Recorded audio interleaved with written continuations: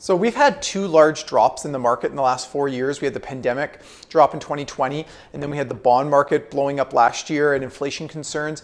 And so I thought I'd share a strategy called the cash wedge strategy that works really well in these environments.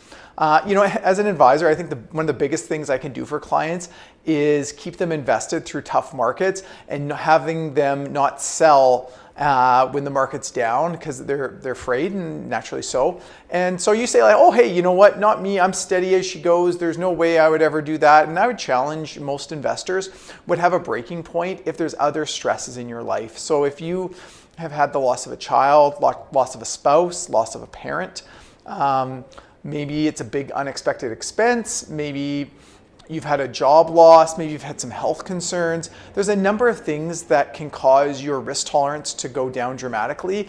And oftentimes when this happens, we're having a market drop and you can just say, hey, you know what, I want out. Like I need certainty. I don't have certainty in my life because I've got stuff going on and I want certainty with my investments.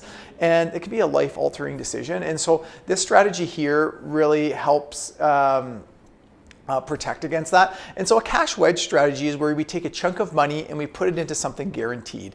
And so that's like a GIC, cashable GIC.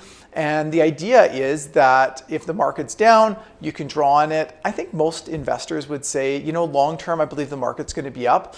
But I'm finding a number of investors think in the short term, hey, I think things are going to drop. And this goes out throughout time. Like I think everyone in the short term thinks things are going to go down and they believe in long term that things are going to go up. And so having a cash wedge strategy protects you against that, right? Because you go like, hey, I've got my long-term money working. If it does go down, I'm going to be upset, but I know it's for the long term. But then I've got these short-term needs that are coming up and I've got some money put away in something guaranteed. And so this is a really, really great strategy for that. Another strategy that goes along with this is as you're getting closer to retirement. So the last 3 years before retirement, so your TFSA, your RSP contributions, you're loading up on that.